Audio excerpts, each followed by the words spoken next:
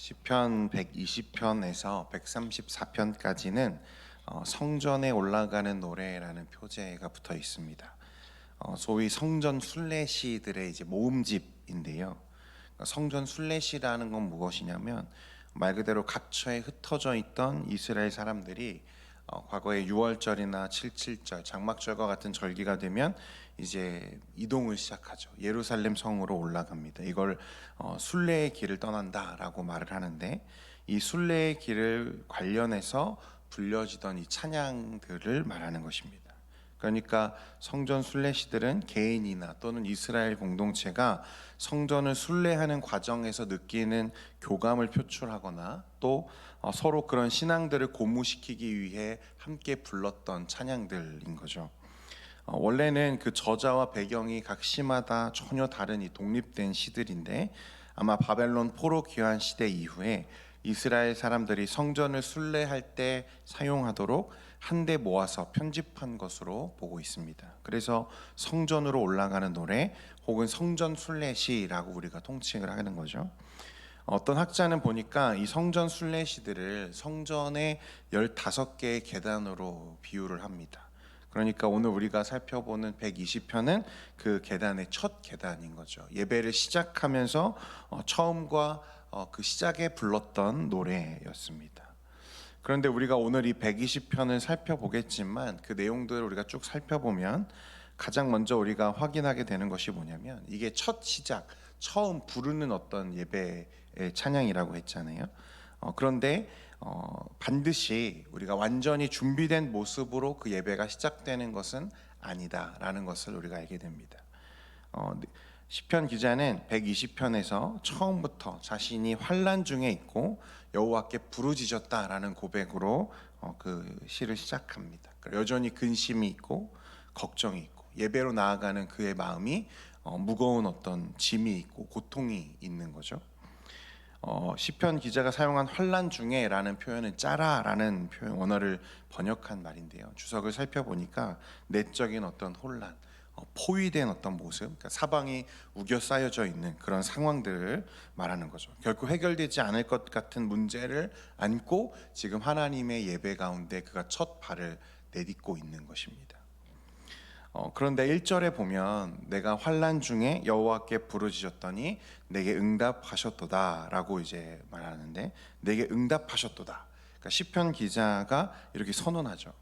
이제 하나님이 응답하셨으니까 그 문제가 전부 해결된 게 아니냐라고 우리가 생각할 수 있지만, 그러니까 전부 완료된 거 아니냐, 맞죠? 끝난 문제가 아니냐, 이렇게 볼 수 있는데요, 보여질 수 있는데, 실상 그 이후로 진행되는 말씀과 그 말씀의 문맥들을 우리가 살펴보면 이 내용은 모든 것이 다 해결되어서, 문제가 다 해결되어서 그가 그렇게 고백하는 것이 아니라, 그러니까 경험적인 고백이 아니라 이건 시편 기자의 믿음의 고백이며 믿음의 완료를 의미하는 것입니다. 그러니까 사실상 모든 문제가 해결되어서 내게 응답하셨다 그렇게 고백하는 것이 아니라 하나님께서 내 기도에 응답하실 거라는, 아니 이미 그 백성의 기도를 하나님이 들으셨다는 믿음의 선포이자 고백인 거죠. 마치 한나가 자식이 없어서 기도할 때 엘리 제사장이 편안히 가라라고 말하죠. 그때 한나가 어떻게 합니까? 그 이후로 그 같은 문제로 고민하지 않았다, 근심하지 않았다 말씀하지 않습니까? 그러니까 그가 이미 그 문제가 해결되어서 근심이 사라진 게 아니라 하나님께서 내 기도에 반드시 응답하실 거라는 그 믿음이 그를 평안케 하는 거죠. 지금 오늘 시편 기자도 마찬가지예요. 모든 문제가 해결되었고 모든 문제가 사라져서 내가 하나님이 나에게 응답하셨다라고 말하는 게 아니라 하나님이 내 기도에 반드시 응답하신다는 확신 가운데 그가 선언하는 것입니다. 어떻게 보면 더 대단한 믿음이죠. 그 하나님의 응답이, 하나님의 대답이 나의 삶에 있을 거라는, 이미 있다는 것을 내다보며 고백하는 이 시편 기자의 믿음을 우리가 보게 되는 것입니다. 그러면 시인이 말하는 환난 그리고 어려움은 과연 어떤 것인가? 2절 말씀해 보니까 여호와여 거짓된 입술과 속이는 혀에서 내 생명을 건져 주소서, 이렇게 말씀합니다. 거짓된 입술과 속이는 혀에서 내 생명을 건지소서. 먼저 거짓된 입술은요, mit세파트 쉐케르라는 말인데, 특히 거짓으로 번역된 이 쉐케르는요, 배신적인 행위를 포함하는 거짓말을 의미한다고 해요. 그러니까 처음에는 친절하게 다가오고 친절하게 대하다가 어느 순간 자신의 이익을 위해서 등을 돌리는 모습들, 우리 주변에 그런 모습들이 종종 있지 않습니까? 그런 상황을 의미하는 거죠. 그리고 속이는 혀로 번역된 레미야는 다른 사람의 신뢰를 깨뜨리는 배반적인 행동을 가리키는 단어입니다. 그래서 학자들은 이 시인이 아마도 자신이 살고 있는 그 환경 속에서 그의 이웃이나 또 가까운 사람들에 의해서 배신을 당하거나 속임을 당하였고, 또 심지어는 법정에서 거짓 증언으로 인해 피해를 보는 어떤 상황을 겪었던 것이 아닐까, 그렇게 생각합니다. 그래서 시인은 자신의 생명에 위협을 느꼈을 뿐만 아니라 원어의 의미를 살펴보면 정신적으로 그리고 영적으로 큰 고통과 위기에 빠졌던 것 같아요. 여러분, 우리가 살면서 여러 가지 일을 겪게 되고 또 많이 겪어야 하지만 그 중에 사실 사람을 가장 힘들게 하는 건 사실 똑같은 사람이 아닌가, 그런 생각이 듭니다. 그렇지 않습니까? 악의적인 말로 나를 모함하고 거짓으로 나를 이간질하고, 특히 앞에서는 그렇지 않은 척하면서 뒤에 가서는 전혀 다르게 행동하는 사람들, 이게 당해보지 않은 사람들은 모르는데 엄청 고통스럽죠. 사람이 나를 괴롭힐 때 그거는 질병이 주는 고통과는 전혀 또 다른 어떤 고통이 아닌가, 그렇게 생각합니다. 예전에 한 여집사님이 계셨는데, 자녀를 여러분 학교에 보내고 나면요, 요즘 자연스럽게 그 학부모 모임들이 자녀들을 중심으로 이제 형성이 됩니다. 부모들의 커뮤니티처럼 이제 되는 거죠. 자녀들의 학업에 대한 정보들과 그런 것들을 막 공유하게 되고 또 서로 나누는 그런 모임들이 이제 자연스럽게 형성이 되죠. 이분이 이제 그런 모임에 한두 번씩 나가게 된 거예요. 그래 그 모임에 나오는 엄마들과 친분을 쌓고 또 나중에는 언니 동생 하면서 가깝게 지내는 사이가 되었습니다. 자주 만나서 차도 마시고 자기 집에 불러서 같이 다과도 하고 또 자녀들도 함께 놀리고 막 그런 모임들에 몇 번 나갔던 것 같아요. 그런데 어떤 일이 있었는지 정확하게 알 수 없지만 이 관계가 조금 틀어졌어요. 아마 그런데 그 안에서 그 전에는 언니 동생 하면서 가깝게 지내던 사람들이 너무 냉철하게 돌아서서 그 집사님을 지속적으로 괴롭히고 따돌리고 심지어 그 자녀에게 해를 가하는 그런 일들이 계속 반복적으로 일어나는 거예요. 집사님은 한 적도 없는 악의적인 말을 퍼뜨리고 전혀 상관없는 문제들을 가지고 자녀들을 공격하고, 이게 얼마나 스트레스가 됐는지 우울증이 오고요, 탈모가 생기고 막 이제 사람들을 기피하는 대인 기피증까지 막 생기는 거죠. 사람을 가장 힘들게 하는 건 사람이고요, 그 중에 악독한 혀, 거짓된 혀와 속이는 입술은요, 사람을 죽음으로까지 몰고 가죠. 여러분, 연예인들이 자살하는 이유가 무엇입니까? 이 악플들, 그를 향해서 쏟아지는 거짓된 정보들과 악의적인 이야기들이 사람을 죽음으로까지 몰고 가는 거예요. 바벨론 포로기에 살았을 것으로 추측되는 이 시편 기자는 하나님을 알지 못하는 세상에서 하나님의 진리와 평화가 실종되는 현실에 가슴이 아프고 자신을 대적하는 자들의 위협에서 생명의 심각한 위협을 느낄 뿐만 아니라 영혼의 큰 상처를 지금 받고 있는 거죠. 그래서 그는 하나님께 그 거짓된 입술과 속이는 혀에서 나를 좀, 내 생명을 좀 건져 주십시오라고 하나님께 부르짖는 것입니다. 그래서 3절 4절에 보면 시편 기자가 어떻게 말하는지 여러분 함께 3절 4절 말씀 같이 읽겠습니다. 시작. 너 속이는 혀여, 무엇을 내게 주며 무엇을 내게 더할꼬. 장사의 날카로운 화살과 로뎀나무. 공동 번역 성경을 보면요, 어떻게 말씀을 번역하냐면, 너 사악한 혀야, 너 무엇을 얻으려 하느냐, 너 무엇을 더 받으려 하느냐라고 3절을 해석하는데요, 즉 비방과 악한 말들을 쏟아내는 자들에게 도대체 하나님의 그 무서운 심판, 날카로운 화살 같고 로뎀나무 숯불과 같은 이 무서운 심판을 도대체 어떻게 감당하려고 하는 거야 라고 말하는 것입니다. 이 장사의 날카로운 화살은 꿰뚫는 거죠.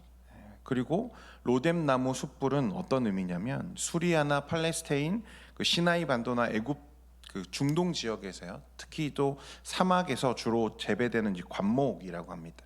잎은 거의 없지만 잔가지가 많고 뿌리는 열을 오래 간직하는 성질이 있는 나무라고 해요. 그래서 옛날에 그 여행을 하는 사람, 여행자들이 즐겨 사용하던 이 연료로 사용했던 나무가 이 로뎀 나무였답니다. 그러니까 불이 오래 가는 거죠. 이로 미루어 볼 때 시인이 말하는 로뎀 나무 숯불은 이 하나님의 심판, 그 중에서 꺼지지 않는 심판의 불을 의미하는 표현입니다.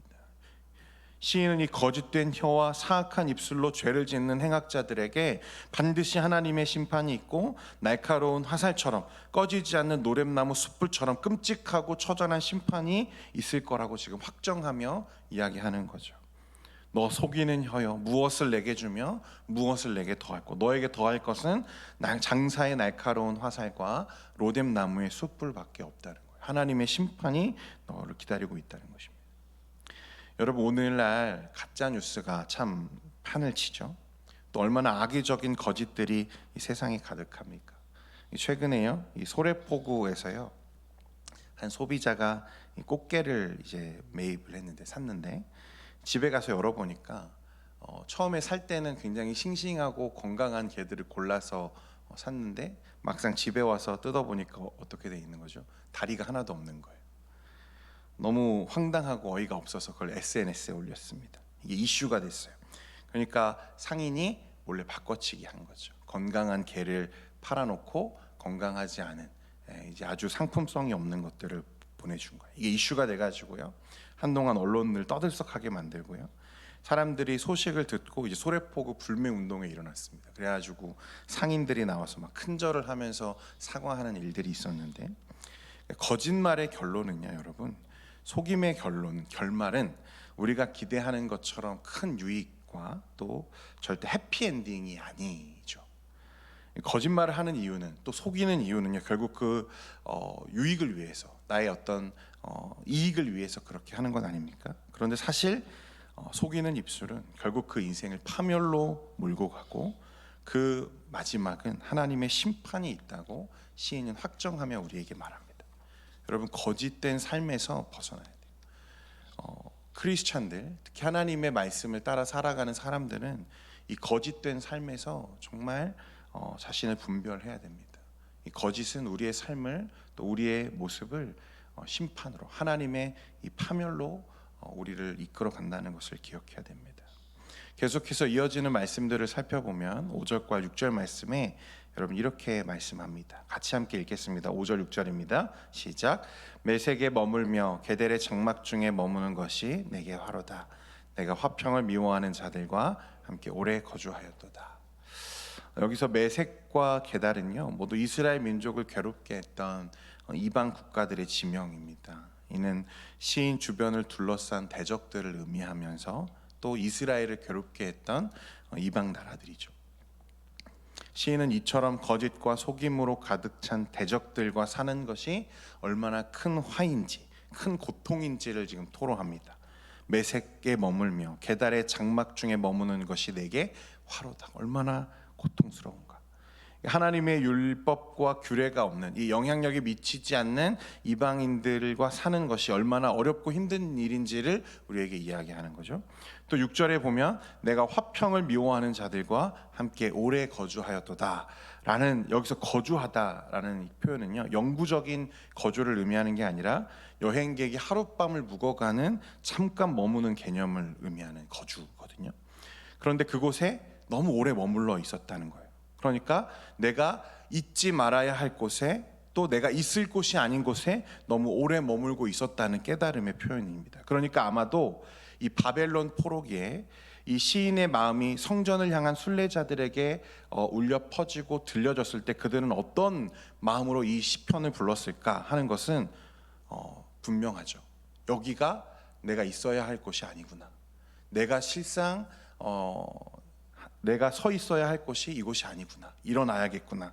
내가 떠나야겠구나. 하나님의 성전을 향해, 내가 하나님의 나라를 향해 다시 길을 가야 할 때이구나라는 것들을 이제 고백하게 되는 거죠. 시편 기자의 고백이 그와 같은 거예요. 내가 있을 곳이 이곳이 아닌데, 내가 있을 곳은 이 하나님의 율법이, 또 하나님의 규례가 영향을 미치지 못하는 이 땅이 아니라 하나님이 다스리시는 그 성전을 향해 내가 가야 하는데 내가 이곳에 너무 오래 머물고 있었구나. 여러분, 우리가 있어야 할 곳은 어디인가?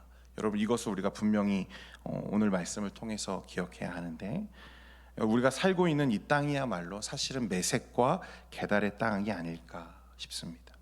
하나님의 율법과 규례의 영향력이 더 이상 미치지 않고 거짓과 괴사로 가득 찬 그런 세상에 지금 우리가 살고 있죠. 그런데 이런 세상을 살면서 어느 순간 돌아보면 우리들의 모습 속에 이 세상에 살아가는데 불편함이 없고 어려움을 느끼지 못하는 모습을 보게 됩니다. 세상에 동화되어 가는 거죠. 오늘 시편 기자는 그런 세상에 사는 것이 나에게 화로다라고 고백하죠. 이것이 불편해야 된다는 거예요. 이 시를 지었던 시인도 그랬고, 이 시를 목 놓아 부르며 그 마음을 새롭게 했던 포로기의 순례자들이 그랬던 것처럼, 여러분, 우리가 순례자라고 하는 사실을 기억해야 된다는 거예요.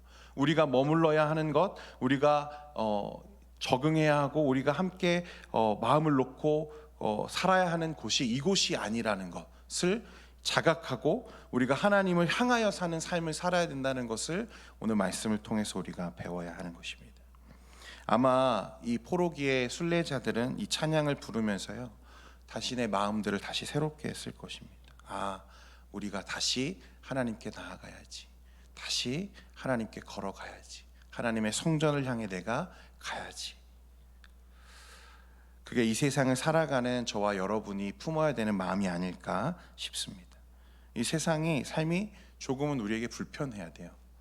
이 세상에 살아가는 우리의 인생이 사실 조금 불편하고 거북해야 됩니다. 어려워야 돼요. 그리고 하나님의 나라를 향해 끊임없이 길을 떠나는 신앙적인 결단이 우리에게 사실은 매일매일 필요한 거죠. 7절에 보면 나는 화평을 원할지라도 내가 말할 때에 그들은 싸우려 하는도다 했습니다. 시인은 나는 화평을 원할지라도 그들은 싸우려고 한다. 그러니까 하나님의 순례자와 세상을 대적하는 이 사람들은요, 사실 마치 물과 기름처럼 섞일 수 없고 선과 악이 결코 같을 수 없는 것처럼 함께 할 수 없다고 말하는 거죠. 오늘날 많은 사람들이 화합이라는 명분으로, 평화라는 이유로 모든 종교와 모든 가치를 묶어서 강제로 화해를 종용하는 시대이죠. 평화 중요합니다. 화평한 것 너무나 중요하죠. 누구나 다 바라는 것 아니겠습니까? 그러나 그렇다고 해서 물과 기름이 섞일 수는 없죠. 비진리가 진리가 될 수는 없다는 말입니다. 그러니까 성도 여러분, 우리는 진리가 아닌 것과 불의한 것과 결코 타협해서는 안 되는 거죠. 순례의 길은 불의와 비진리를 향한 영적인 싸움과 같습니다. 그래서 우리는 이 하나님의 순례자로서 이 땅을 살아가면서 이 땅에 살지만 이 땅에 속하지 않은 사람으로서 살아가야 하죠. 하나님의 존정과 하나님의 나라를 바라보며 살아가는 사람들이어야 됩니다. 그러니까 편하게 그 길을 가려고 하면 안 돼요. 여러분, 우리의 삶이 편해지면 그건 잘못된 거예요. 이 땅에서의 삶이 익숙해지면 그건 하나님이 바라는 것이 아닙니다. 이 땅에서 우리는 살면서 하나님의 존전을 향해 나아가면서 불의와 비진리를 구별하고 분별하며 하나님의 나라를 향해 가야 돼요. 걸어가야 되는 것입니다. 주 안에 사랑하는 성도 여러분, 오늘의 하루의 삶 가운데에서도 이 하나님의 말씀을 우리가 굳게 지킬 수 있기를 원합니다. 여러분, 이제 다시 걸어가야 돼요. 이곳이 우리가 살아가야 할 땅이 아닙니다. 우리는 어디를 향해서? 하나님의 나라와 하나님의 성전을 향해 걸음을 옮기고 또다시 일어나 걸어갔던 순례자들과 마찬가지로 우리는 다시 일어나서 하나님의 나라를 향해 가야 합니다. 오늘 하루의 삶 가운데에도 그렇게 하나님과 함께 동행하며 또 그 순례의 길을 걸어가는 가운데 하나님이 함께 하시는 은혜가 저와 여러분의 삶에 가득하기를 소원합니다. 기도하겠습니다. 거룩하신 하나님 아버지, 오늘도 주의 말씀과 은혜로 우리를 초청하시고 또 깨워주셔서 이 새벽에 하나님의 은혜를 묵상하게 하시니 감사합니다.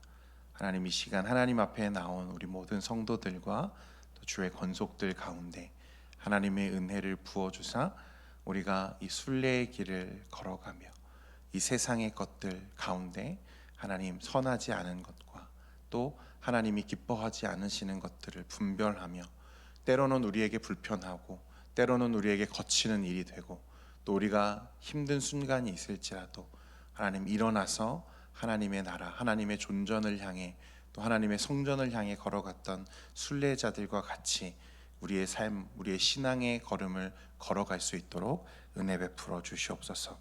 우리가 하나님 무너진 마음과 또 아픈 심령을 가지고 이 시간 하나님 앞에 기도하며 나아갑니다.